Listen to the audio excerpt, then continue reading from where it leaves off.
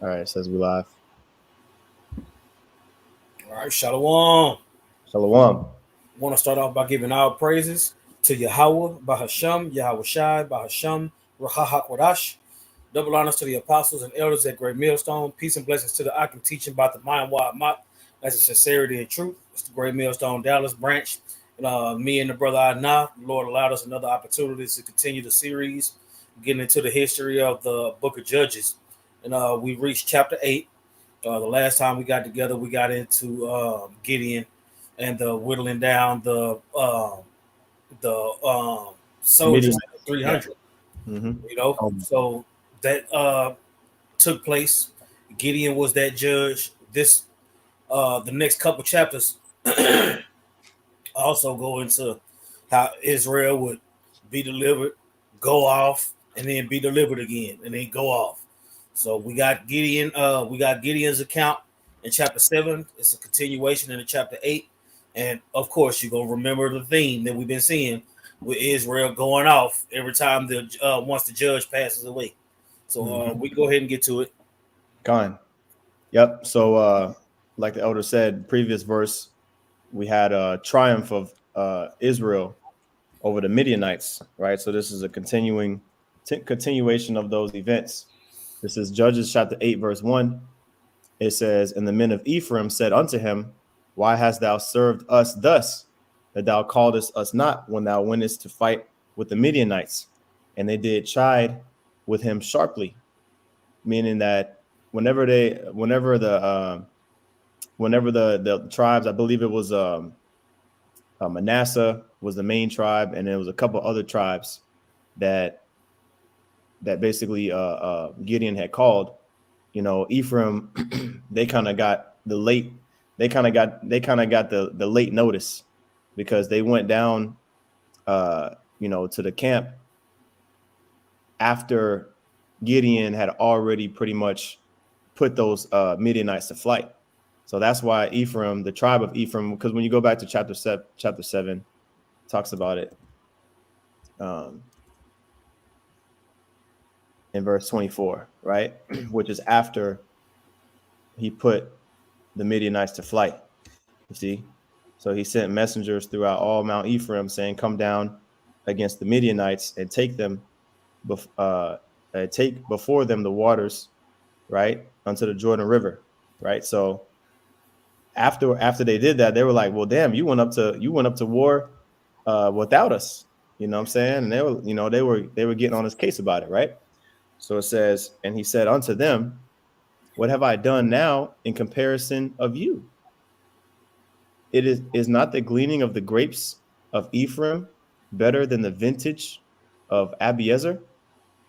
The Most High hath delivered your hands in excuse me. The Most High hath delivered into your hands the princes of Midian, Oreb and Zeb."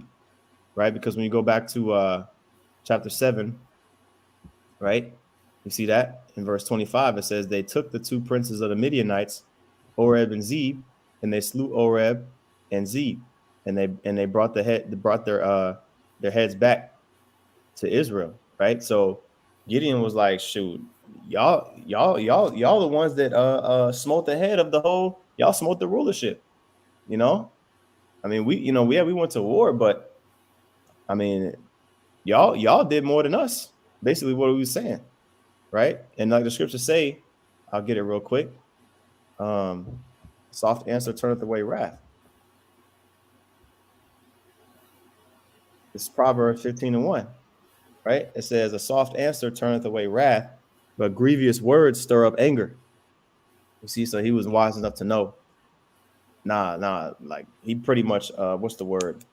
He used subtlety, but he humbled himself. And then another precept is Philippians 2 and 3, right? Because he used wisdom. It says, Philippians chapter 2, verse 3, it says, "Let nothing be done through strife or vain glory, but in lowliness of mind, let each esteem other better than themselves." You see, so he wasn't trying to do it for his own glory. He wasn't trying to be strifeful with it. Okay, he esteemed himself as a servant. and he used he humbled himself and said, "Look, y'all are the ones that the Lord put the spirit on y'all. Y'all the ones that actually slew the kings, right?" And so it says in verse 24, and Gideon came to Jordan, okay, and passed over, he and the 300 men that were with him, faint yet pursuing them. Okay, so let's get some maps right quick. Okay, so Gideon was still pursuing the Midianites past the Jordan River. I'm gonna get a map that has a picture of the Jordan River here. Okay, so you can see here, the Jordan River runs through, right, from Dan all the way south, right, to the Dead Sea. See that? So he crossed over the Jordan River, right? Originally, the battle, it actually has a map. There's a lot of maps on this website here from BibleMapper.com, but this is where the battle took place. Okay, Gideon's camp was in uh, near the hill of Moreh in Jezreel Valley. Okay, and it says right here you can see where it says Sukkoth, right? And you can see there's a arrow when you look at this. I don't know if it lets me click it and blow it up. There we go. This is better. Okay, so this arrow, these arrows at the Ooh, bottom there here. we go. My Man, bad. Yeah, now I can see. Shit. yeah. I was trying to zoom in. Yeah, these arrows down here is a key. You can see it in the blue where it says Gideon's men pursue on the bottom left. I don't know if you brothers can see that, but this is where the battle started at. You know what I'm saying, in chapter 7. And this square right here is basically a blown up basically zoomed in portion of this square. So this is where the battle happened, right? And then the Lord made the Midianites flee, and you could see how far they fled. All they literally chased them, you know, dozens of miles all the way eastward. You can see that red and that blue arrows. So when they got here, so now when they got here to the Jordan River, this is where we're at right now. Okay, Succoth, because they had to you got to cross the Jordan River, which is this blue river here, and then a city close to that river, east of the river is Succoth, right? Which there were Israelites living here. Okay, Gad. This is in the land of Gad. Okay, so just to give a visual, what I'm saying, of what happened between chapter 7 and chapter 8, basically the Midianites were fleeing, okay, back. They were fleeing back to their cities.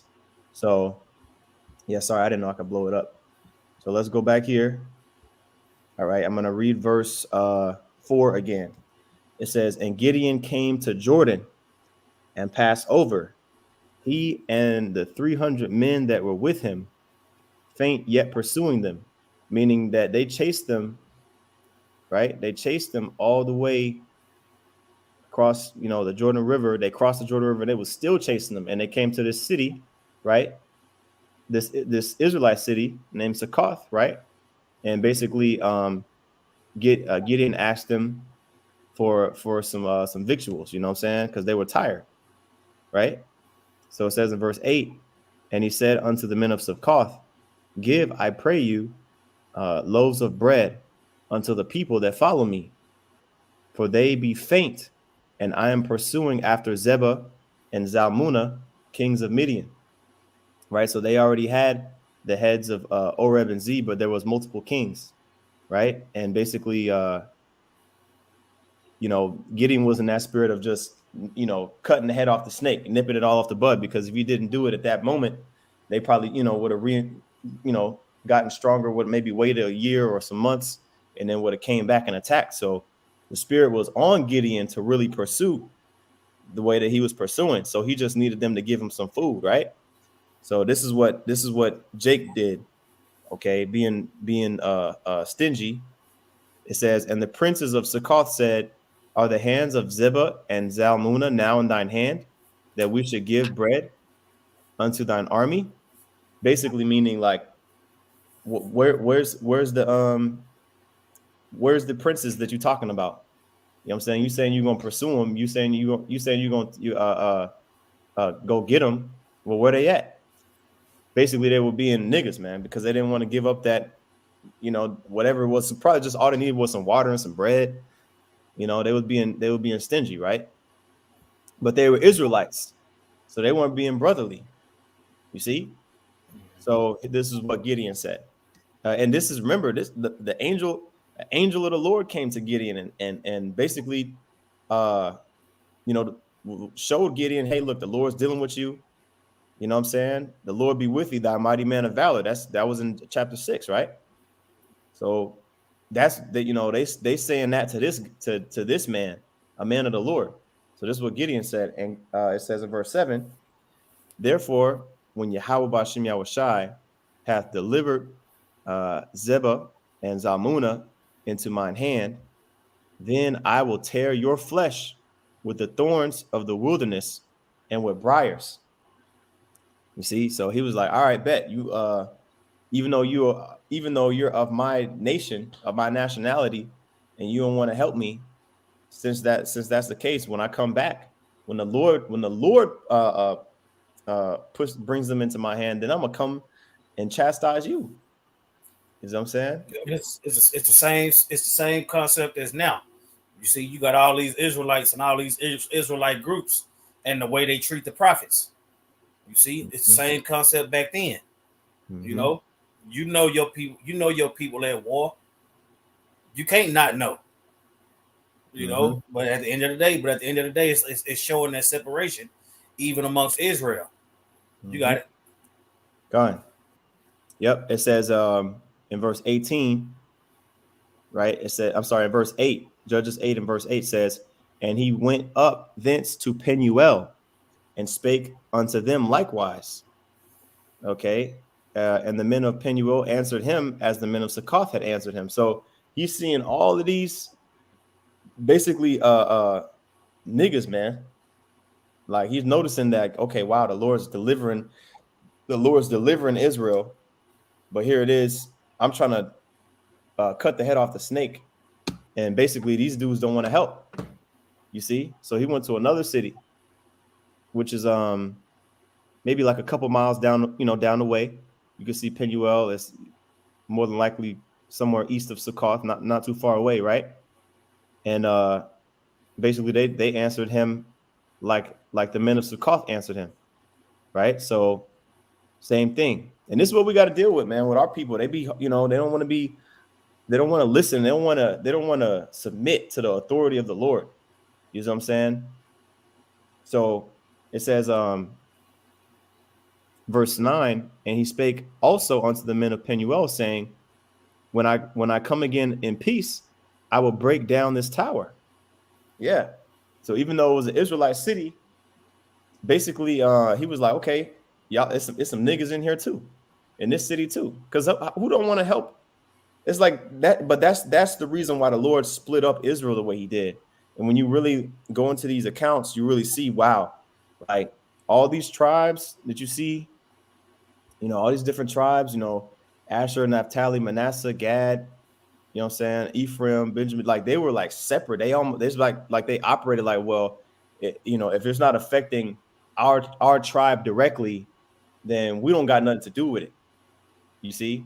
And that's why the Lord was jacking certain tribes up at a time, and then other tribes they'd be doing, they would be kind of doing okay, and they'd have the ability to help the other tribes, but they wouldn't. So then that caused them to be guilty too. You see? So it was a constant cycle of this, right? So it says in verse 10, now Zebah and Zalmunna were in Karkor, and all their hosts with them about 15,000 men. Okay. And it says all that were left of the host of the children of the east, for there fell 120,000 men that drew sword. So in chapter 7, basically the Lord, either put the spirit on the Midianites and the other, individuals of the tribe of the nations to put each other to death, or the ones that were along this trail here that were fleeing. They got a lot of them men got put to death, and that number was 120,000 men. And so there was only 15,000 left. So only 10%, less than 10% left, right? And it says, verse 11, and Gideon went up by the way of them that dwelt in the tents on the east of Nobah and Jobehah, and smote the host, for the host was secure. And I think that meant they were resting. Let me check the word secure real quick. You know what I'm saying? They probably thought, yeah, we good. Like, we done got to the other side of the Jordan River. Surely they won't chase us this far. Yeah, Batach, safe. Yeah, careless. Yeah, Strong's H 983. Batach. You know what I'm saying? They were secure, like they were in a place of refuge. Basically, they was back in their hometown, and Gideon chased them all the way to there. You know? So I don't know if it has a map of I got some commentary for you. Okay, Khan. All right, let me start at All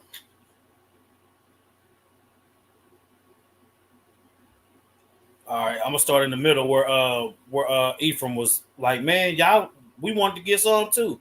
Mm-hmm. All right, it says, however, the Ephraimites were offended because Gideon had not called them to join the main battle.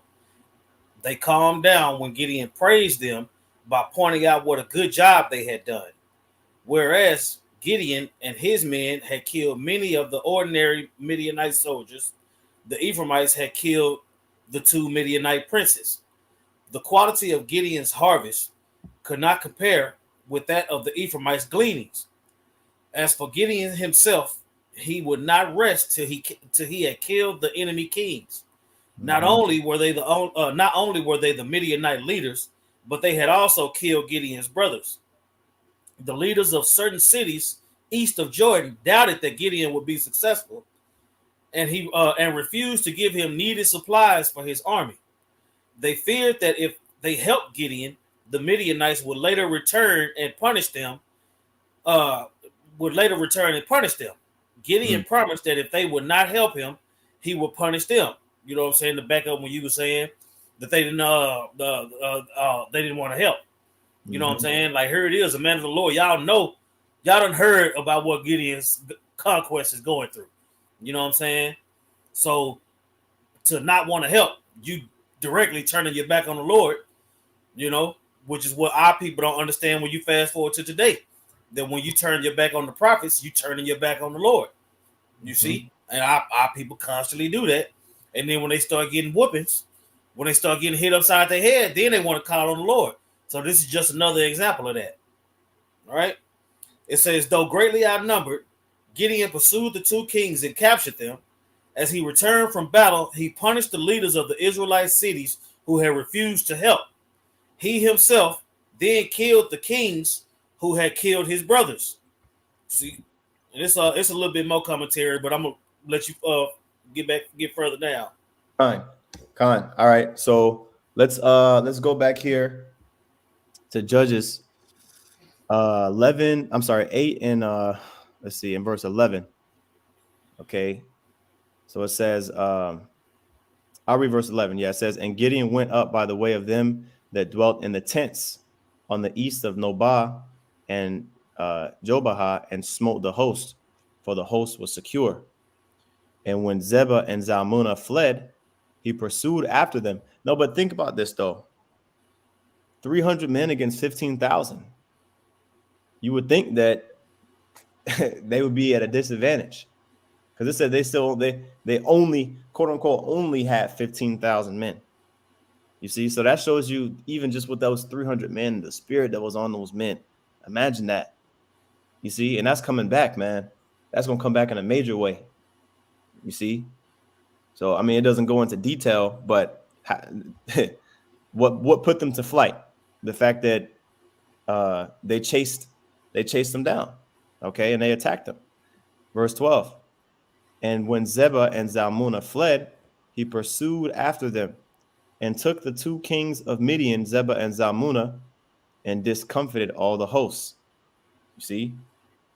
So all of the men of the armies that they pretty much was like, man, we give up, right?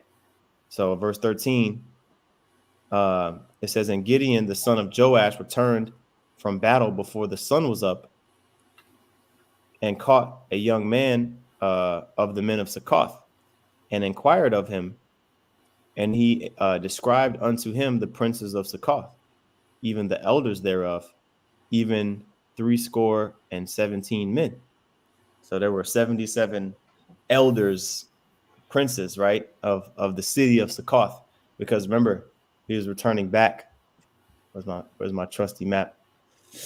He was returning back from this far, from I'm having problems pronouncing this, but Jogbeha, right? He was returning back and going back to the west.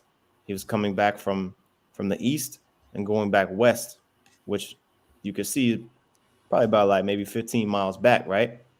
And remember, they were weary, so they traveled 15 miles, hungry as hell. You see, and on the way back, it says Gideon caught one of the young men, and the young man of this city, Succoth here, described to them like, okay, this is what the elders look like. You know what I'm saying? There's 77 of them, so that he knew who to get on when he came back. Keep in mind, these are Israelites, so he didn't put them to death, but he chastised them. But like the law says, you know what I'm saying? You can give a man stripes. He was a judge, right? Gideon was a judge, so you can give a man stripes. You know what I'm saying? If he be found guilty, right? And they refused. They were guilty of refusing bread of men, that were coming in to deliver Israel, right? The scriptures say, "Whosoever give, a cup of water, to a prophet, even in the name of a prophet, shall receive a prophet's reward." You see.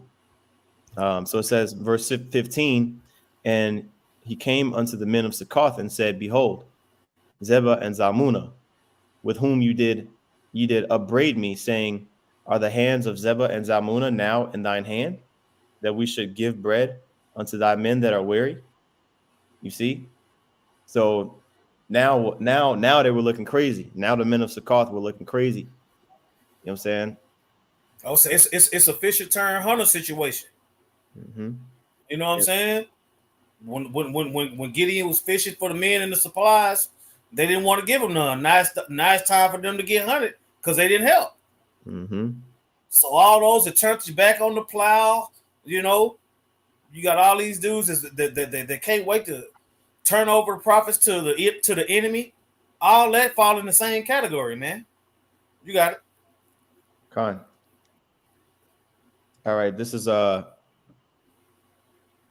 continuing on verse 16. It says, and he took the elders of the city and the thorns of the wilderness and briars, and with them he taught the men of Succoth. Now, what does it mean when they say he taught them? He taught them a lesson, man. He chastised them, man. Okay. Oh, you die. It says you die. So, but okay, yeah. He let them know. He's saying he taught them, man. You see, I wonder if it has anything on the scripture index to see. Judges chapter 8:16. Let him praising. Yeah, it don't have nothing on there. You see, I don't think. So anyway, going back here, it says verse 17, and he beat down the tower of Penuel and slew the men of the city. So he, he slew some Israelites too, man. You see, the tower of Penuel, which going back to this map here, is in the area of Gad, because he's not gonna ask some heathen for some help. He's asking this fellow. That's a scripture. In what was that? Psalms 50. You know what I'm saying? Is it Psalms 50? Let me see. no, hold on. Maybe it's Psalms 55. Uh, if it was my enemy, I could have bore it, but it was a man my equal. You know what I'm saying? Uh, I think it's yeah, I like don't think that's it, BD. 55. That's it. That was it. Yeah. Psalms 55. Psalms 55 and 12. Yep. It says, for it was not an enemy that reproached me, then I could have borne it. Neither was it he that hated me. Neither was it he that hated me that did magnify himself against me. Then would I have hid myself from him. But it was thou, a man mine equal, my guide, and mine acquaintance. You know what I'm saying? Like basically our people, like Yahweh said, a man is not without honor except in his own city, you know what I'm saying, amongst his own people. So that's why, the spirit of the Lord was on Gideon, and that's gonna come back, man. You see, that's gonna come back. The spirit's gonna hop on. It don't even got to be one of the prophets. The Lord could put a spirit on one of these troops, man. You know what I'm saying? One of these NATO troops to jack up 2/3 of our people, man. That's what's gonna happen. You know what I'm saying? The sword, the famine, the pestilence, that's coming to our people that don't want to get with the program. Okay. And I bet they didn't expect that to happen to them. Right. So going back here to Judges, it says in verse 18, then he said unto Ziba and Zalmunna, what manner of men were they that ye slew at Tabor? And they answered, as thou art, so were they. Each one resembled the children of a king. You see? So there was let me see. Basically, there was an instance where I think we read in the commentary where his brothers, yeah, they had killed some of his brothers. See that? Mm-hmm. You know? So they were you see that? It says he would not rest. Gideon would not rest until he had killed the enemy kings. So, but that was a spirit on Gideon of saying, nah, hell nah, I'm not satisfied, with these two Midianite kings. I want all of them. You see, it says not only were they the Midianite leaders, but they had also killed Gideon's brothers. You see, so I don't know, is that chapter? Yeah. So let me go back here. Okay. It says, verse 19, and he said, they were my brethren, even the sons of my mother. As the Lord Yahweh Shem Yahshai liveth, if ye had saved them alive, I would not slay you. You see? So he was like, all right, well, if they're still alive, man, you know what I'm saying? I ain't gonna jack him up. That's probably the reason why Gideon didn't just put him to death right there on site, because he knew, what I'm saying? He wanted to know like who exactly it was that they killed. And they basically told him, yeah, like basically, yeah, like we killed your brothers. You know what I'm saying? They looked like you. You know what I'm saying? So Gideon was like, damn. So he said to his firstborn, right? Verse 20, and he said unto Jether, his firstborn, up and slay them.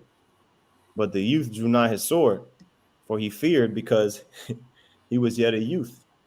You know what I'm saying? Which, yeah, it shows you that not everybody's son is going to be like the father. Just, you know what I'm saying? Like Gideon was a mighty man of war, but I'm sure he was trying to train his son up, like the scriptures say, train up a child in the way he should go. I'll get that real quick. You know what I'm saying? Kind of get in it, in any of the precepts I can get, you know. Proverbs 22:6. It says, train up a child in the way he should go.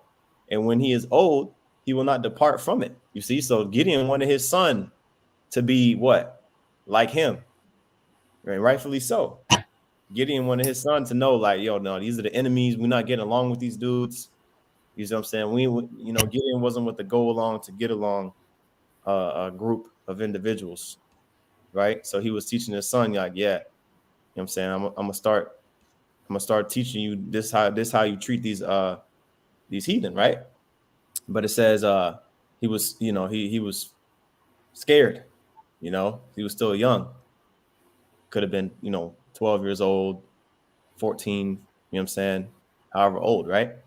So it says, verse 21, then Zebah and Zalmunna said, rise thou and fall upon us. For as the man is, so is his strength. And Gideon arose and slew Zebah and Zalmunna and took away the ornaments that were on their camels' necks. Right.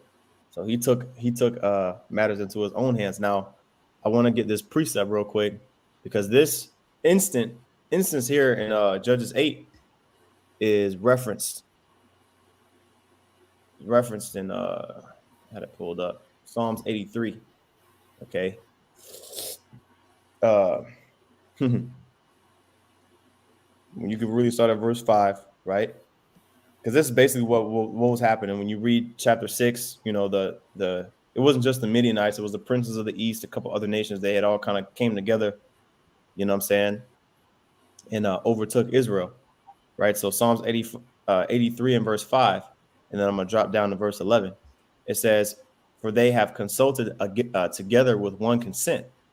They are confederate against thee, meaning they joined, different entities joined together, for a singular cause, which that singular cause was to take the remembrance of Israel out of the earth, as the scriptures say in verse 4. You know what I'm saying? Verse 4, they have said, come, let us cut them off from being a nation.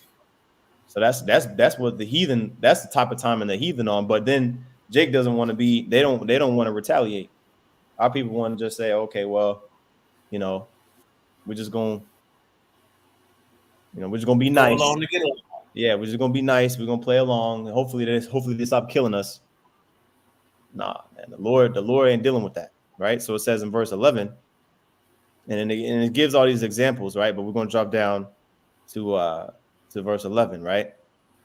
It says, make their nobles like Oreb and Zeb, yea, all their princes as Zebah and Zalmunna.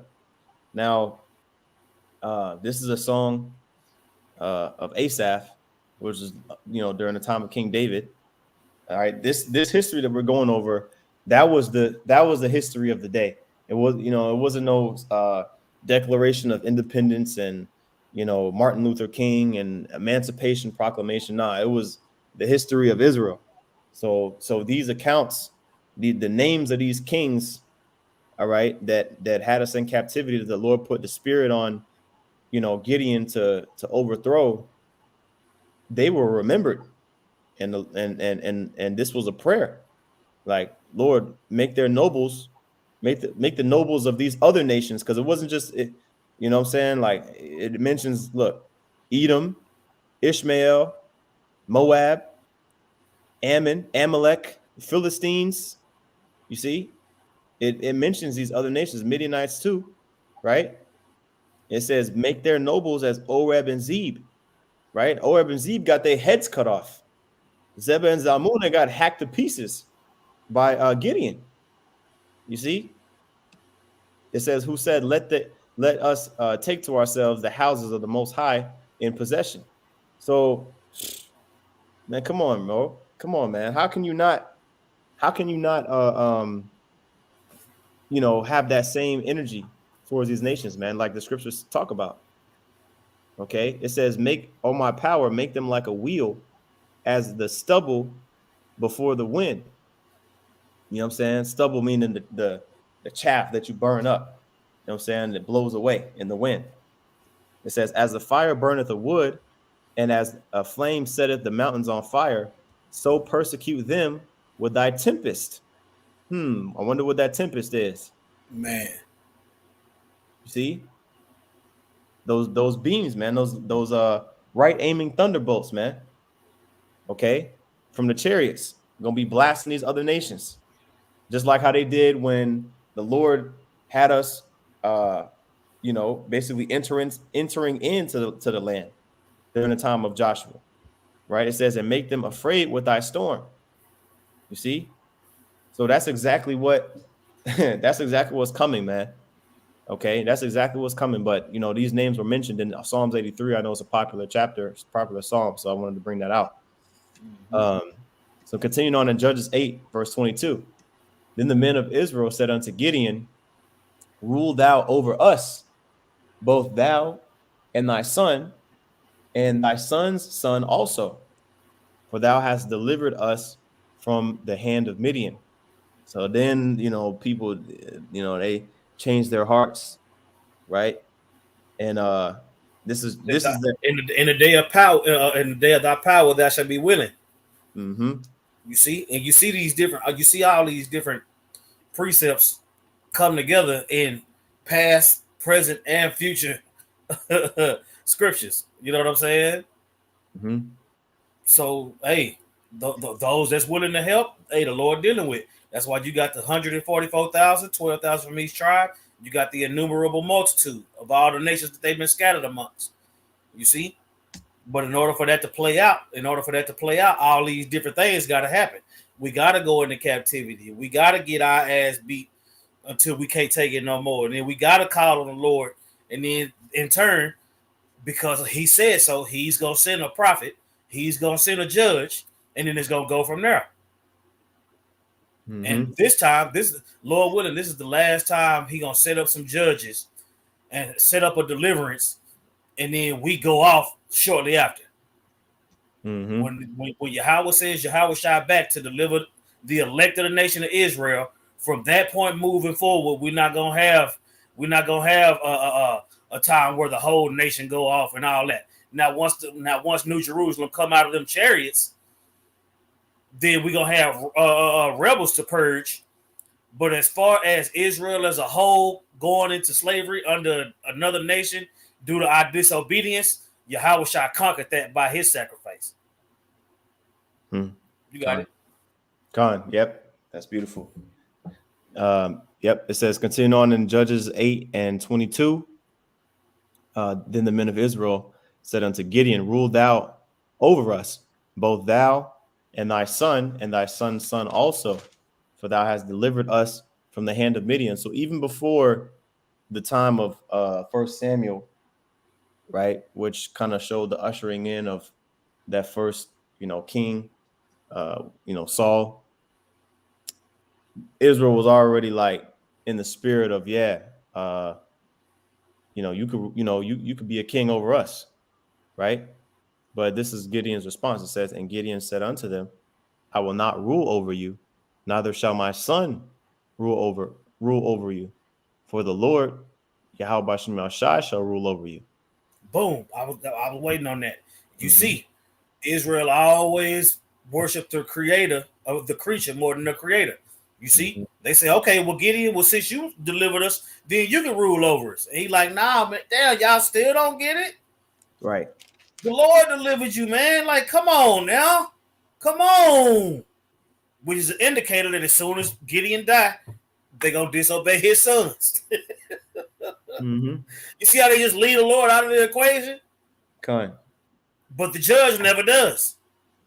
It's the same thing now. They always want to leave Yahweh Shem Yahweh Shai out of the equation, but the prophets never do. No. Everything is due to Yahweh Shem Yahweh Shai. You see? Go ahead. All right. Judges 8 and 23, it says, verse 24, it says, and Gideon said unto them, I would desire a request of you, that ye give me every man the earrings of his prey, for they had golden earrings, because they were Ishmaelites. Okay. So remember, it wasn't just Midian, you know what I'm saying? It was some other nations in there too.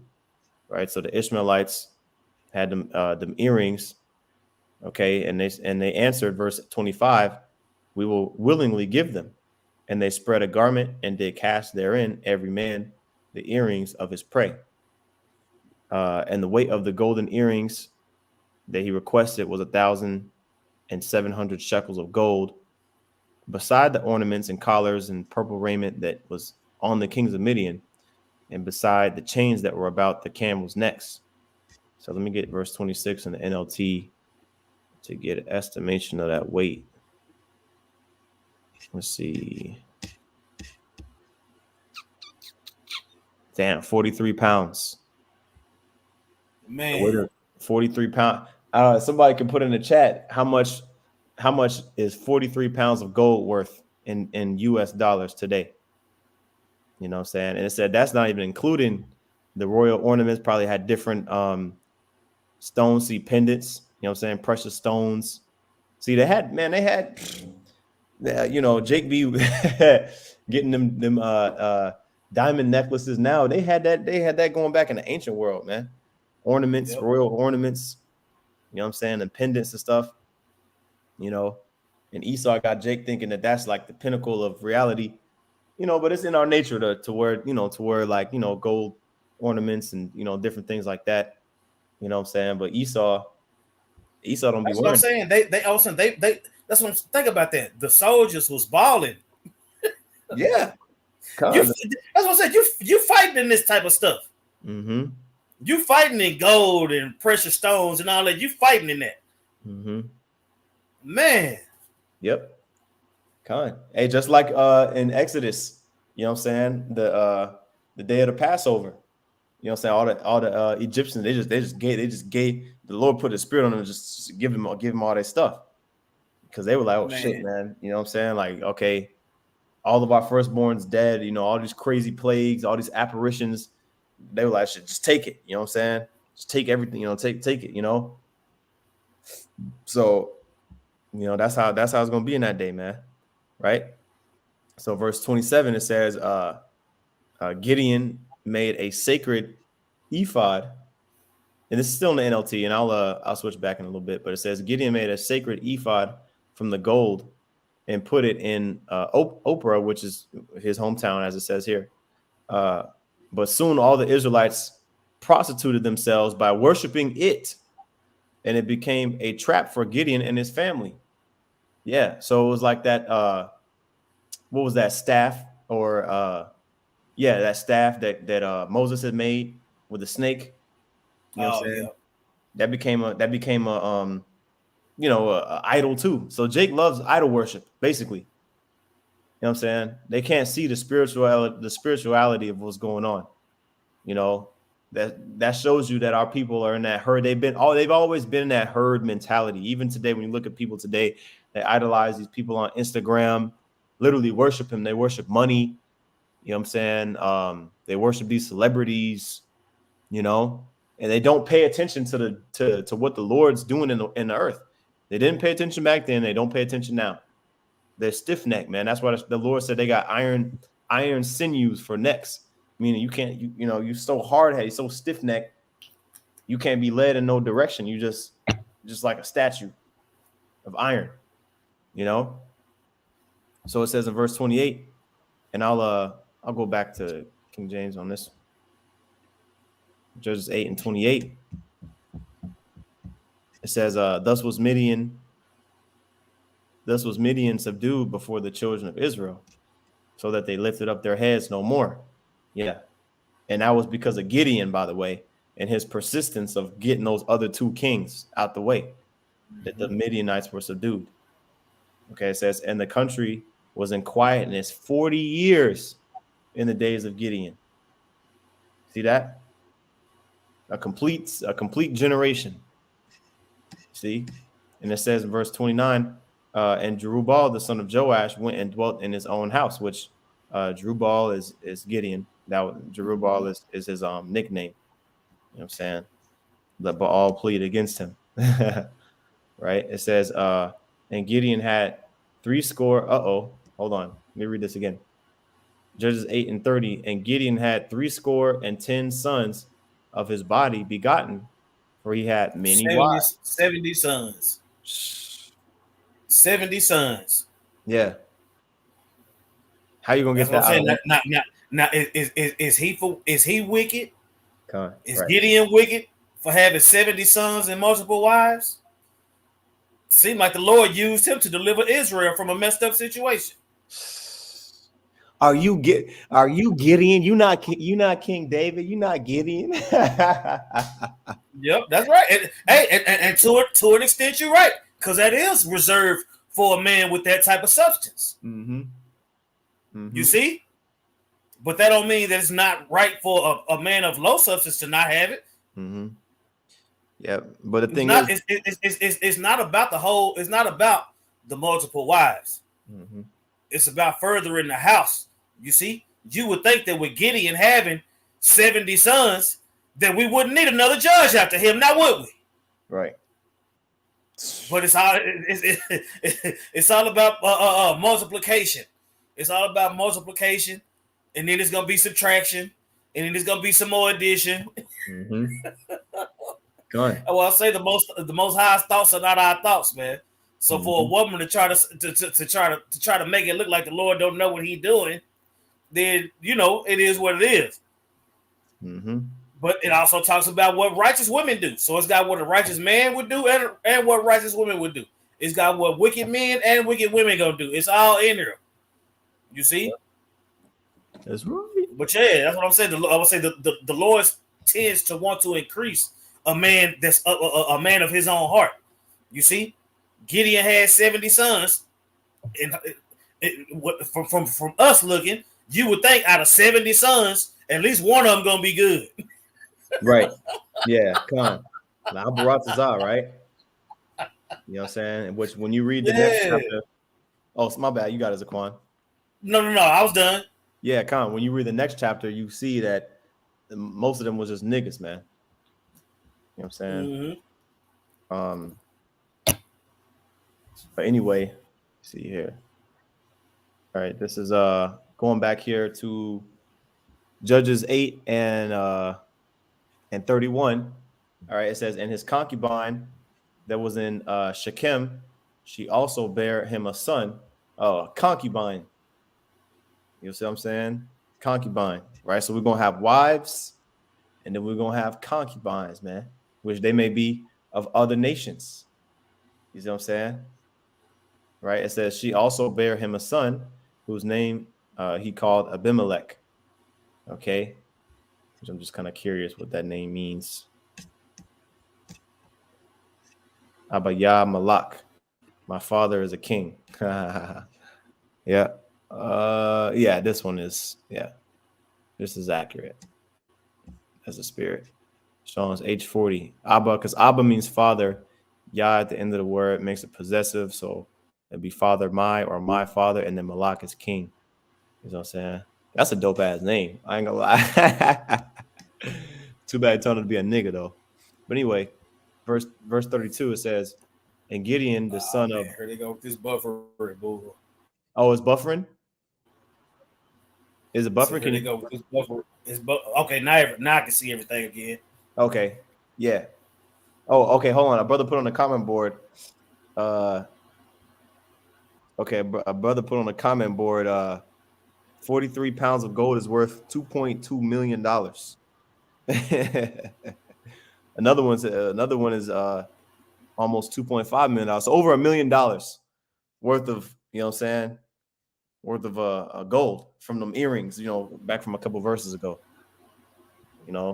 So they got them spoils, boy. Divided by what? 300 men? Well, it's probably more, but you know what I'm saying? So yeah. Let me see. Going back here. That's crazy. Right. Off earrings. So them niggas is balling. So it says verse 34. Actually, I'm sorry. I skipped a couple verses. Judges 8 and 32. It says, and Gideon, the son of Joash, died in a good old age. Oh, Salaki, can you hear me?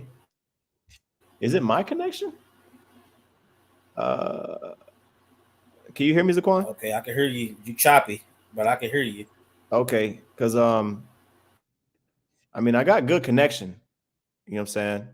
I think it might be your connection. I'm not sure. You know what I'm saying? I'm not sure because nothing's really buffering on my side. Let me check the stream.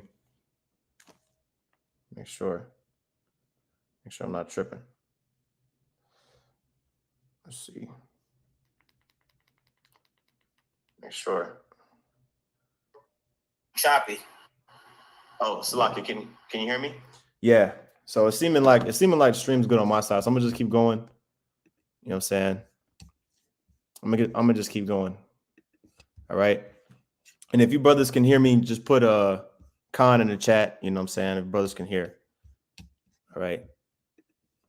All right, so this is back in Judges chapter 8 and verse 32. I'll read it again. And Gideon, the son of Joash, died in a good old age and was buried in the sepulcher of Joash, his father, and Oprah of the Abiezerites. All right, now this page here has a good amount of maps. You got the land of Midian, Mount Tabor, Jezreel Valley, Mahanaim. Okay, yeah. Oh, we gotta, let me see. Pop back in here. Let's see. I'll add him to the stage whenever he's ready. There we go. Oh. Cool. Yeah, I think we're good to go now, Taquan. Well, Satan just as big as it can be. Yeah, Con. Hey, brothers in the chat said that they can hear. Brothers said in the chat said that they can Okay. hear me. So I think I'm not sure. I can hear you loud and clear now. Okay, Yeah, Con. everything look like it's back. Okay, Con. All good. So yeah, going back here. Gideon died, okay, and was buried back in the land of Oprah. And it came to pass, verse 33, as soon as Gideon was dead, that the children of Israel turned again and went a whoring after Balaam and made Baal Berith their god. You see, as soon as he was dead, they're like, all right, now we can go back. Gideon's dead now. Now we can go back to being demons. You see, that's the mindset of our people, man. To this day, right? And there's so many accounts of it. Right?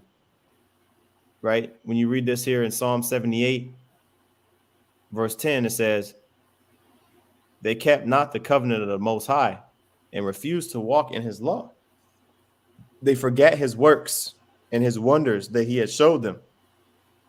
Marvelous things did he in the sight of their fathers in the land of Egypt, in the field of Zoan, right? It talks about all the different things that he did during the deliverance of Israel, during the Exodus, right? And now that we have the understanding that we're Israelites, it's our job to remind our people this is our history. This isn't the bastards and Ashdod's history. Okay, this isn't the small hats history. This is the so-called Negroes, Latinos, and Native Americans history. So it's important to understand and believe in 100%. We know that this is our history. We don't, there's no other nation on earth that fits these scriptures when you actually read them and you look at the characteristics of the Israelites. That's how niggas act, man. You see, as soon as they're back, as soon as an authoritative figure back is turned, they go back to slacking off, and the Lord just continue to jack them up, right? It's a cycle. All right, verse 34. And the children of Israel remembered not the Lord their power, who had delivered them out of the hands of all their enemies on every side. Neither showed they kindness to the house of Jerubbaal, namely Gideon, according to all the goodness which he had showed unto Israel. Like we said earlier, man, a prophet is not without honor save in his own house. His own people pretty much was being niggerish towards him, man. Right? And let me see what we got here. Yeah. Right? Psalms 106 and verse 10.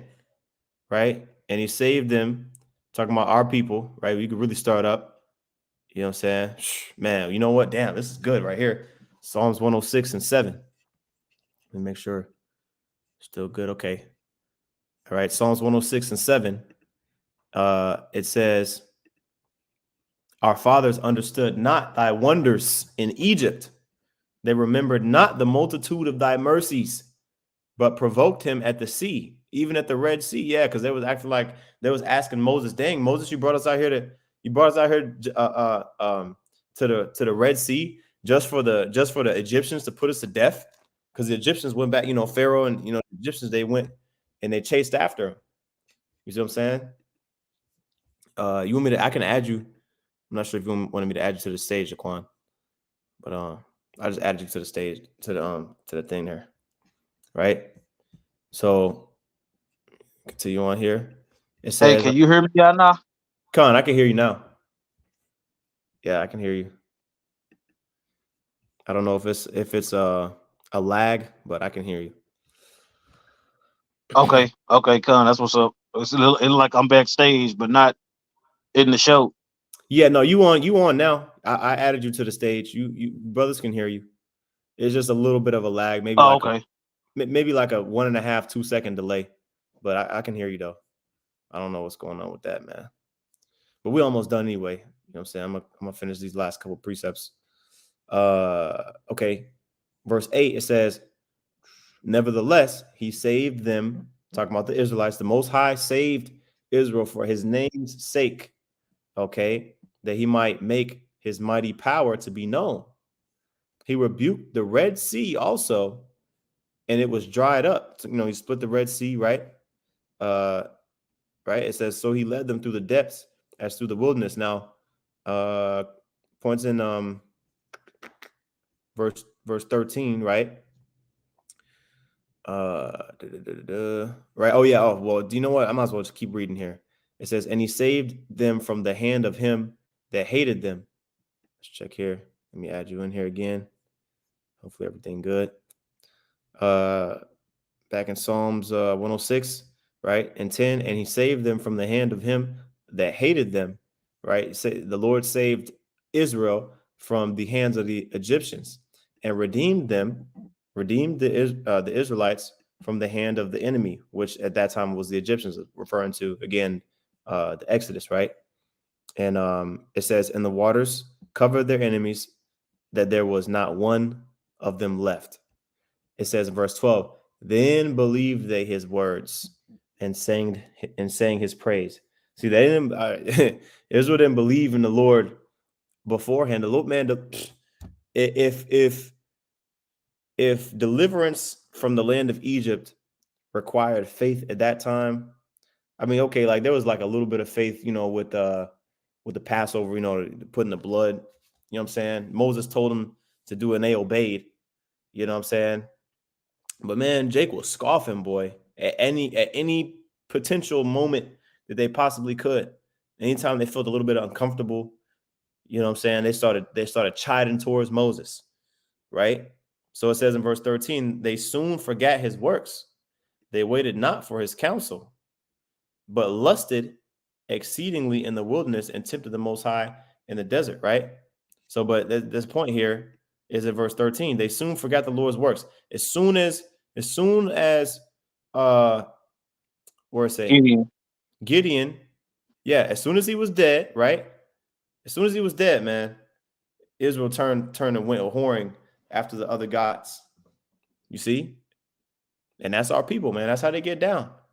So, like I said, verse 35 was the end of the chapter. Let me see if there's anything on a commentary. Let me see here. All right. All right. This is finishing out this commentary here. It says, by now there was a widespread feeling among the Israelites that they should be like the nations around round about and have a king whose rule would pass on to descend to his descendants after him. But it says Gideon refused their invitation, pointing out that Yahweh Shem Yahushua was their king. You see that? So Jake, but it wasn't that long, man. We only on Judges chapter 8. It wasn't that long that Israel was in the land. Maybe not even barely even 100+ years. Maybe a couple. Not even a couple hundred years. Like maybe like 100 years or 150 years, man. Until Israel was already thinking like this. Probably not even 100 years, to be honest. Maybe 100 years. You know what I'm saying? Man, look, I say, look how many judges we done went through already. Con, you know. So you know what I Woo. mean. So and it says they there was a widespread feeling that they should be like the nations. I want to be like the other nations. We need a king. You see what I'm saying? Because they didn't believe in the Lord. They didn't even believe in the Lord. You see, that's why they continued going into slavery and then until it was convenient for them. Right? It says, although he continued to exercise some leadership in Israel, Gideon was not the great leader in peace that he had been in war. As Aaron had once done, he made a material symbol of the unseen power, and this soon led the people into idolatry. So, even though Gideon didn't, it wasn't an idol to Gideon, but Jake idolized the ephod. They were like, yeah, man, that ephod, man, that's where they probably like that's where Gideon's power, that, they were like, man, yeah, that ephod, like that was like a what's the word, a conduit to lead Jake back into idolatry, right? And here's the last paragraph in the commentary. It says, in spite of his refusal to be Israel's king, Gideon showed a tendency towards a sort of lifestyle that was typical of kings and neighboring nations. Like them, he built a large household of wives, concubines, and children. And when he died, the people easily slipped back into Baal worship. In their security and prosperity, they forgot the power that saved them. And that's exactly, man, you got it, Zaquan. Man, it just and that's what's so beautiful about the times we live in now. We living in a time now to where this could be the last go round. You see, once the Lord sent His Son back to redeem the elect of the nation of Israel, you see, and we beamed up into those chariots, and New Jerusalem comes down. It ain't gonna be no more. That last group of rebels gonna be purged out. You know what I'm saying? So we see the remnant is all Israel has always had. You know what I'm saying? Based on the eyes of the Heavenly Father, He always had that remnant because you see the pattern. You see? But now, hey, when the Lord send Yahweh Shai with Michael and the archangels and this final deliverance, we ain't gonna have to worry about being going off and going back into the ways of the heathen. Because by then, death, sin, all that's gonna be cast into the lake of fire, man. Con, You see? And that's why we go back into this history so we can see how our people were, whether it be the 2/3 or the elect of their time. You get to see both sides throughout the book. You got it. con. Hey, like the scripture says in Sirach 11, it says, prosperity and adversity, life and death, poverty and riches come of the Lord. You see, so they attributed those that prosperity and that riches, to a god that they made out of their own, out of their own. You know what I'm saying? They're like, yeah, we good. And it's the same thing. Remember we went over the book of Amos, Zaquan, and the theme of that book was how basically after King Solomon's rulership, the northern kingdom, even though they split up into northern and southern kingdom, after King Solomon's rulership, which he had ruled Israel in peace for 40 years. After King Solomon's rulership, when Jeroboam, he started, being the first, he was the first king of the northern kingdom. The northern kingdom was really, they were balling. They were still eating off of those trades that and those pacts that King Solomon had set up, and they were basically dwelling comfortably. You see what I'm saying? So it's the same thing, man. Saying, it was a continuing pattern until the Lord, and it took hundreds of years, but eventually the Lord just like, man, I'm just gonna uproot all of you, all of us. He uprooted us. We're that group. You know what I'm saying? We're all in that group. If you would take, you know what I'm saying, you ain't in the land of Israel right now. You ain't ruling over there. You're not sovereign over there. So uh, that's just a continuing theme, man. But we got the precepts. Let me see if there's something on the comment board. Let's see here. Yep, there's a good one right here. All right. It says Hosea 5:15, I will go and return to my place till they acknowledge their offense and seek my face. In their affliction, they will seek me early. You see, so the Lord basically hid himself from us as a nation during the times that we were going off and whoring after other gods. He hid himself for a period of time, you see. And then Jake called out to him, our people called out to the Most High. And back then, before Hosea 1:9, back then the Lord would answer, you know what I'm saying? Like he would answer more quickly, but now we can't even do that no more. We done jacked it up. So, and we're reading that account of what led to Hosea. Matter of fact, let's get Hosea 1-9 and we'll close out real quick. Because we're reading, let me see. Hosea 1. We're reading these accounts that led up to the scripture that we get all the time, Hosea 1-9. You see, which the accounts of our people going off and the Lord coming back and delivering. Our people going off, the Lord come back. We only in chapter 8. I think it's like 20 something chapters in Judges. You know what I'm saying? You see? Man. So Hosea 1-9, it says, then the Most High said, call his name Lo Ami, for ye are not my people, and I will not be your power. La'a Imya.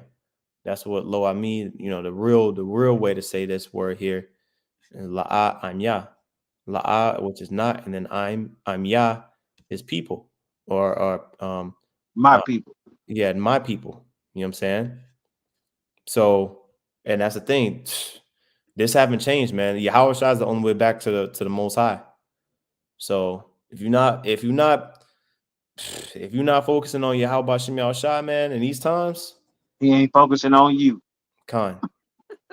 That's it. With that, you know what I'm saying? Unless you had anything else, Khan, that was a perfect segue. That's it. Khan. Hey, Lord willing, I brought to Zah. This was edifying. All right. With that, we want to give all praises, honor, and glory unto Yahweh, Bahashem, Yahweh Shai, Bahashem Achakudash. Double honors to the apostles, and that was a great millstone. Peace and salutations to the elect. Shalom. Shalom.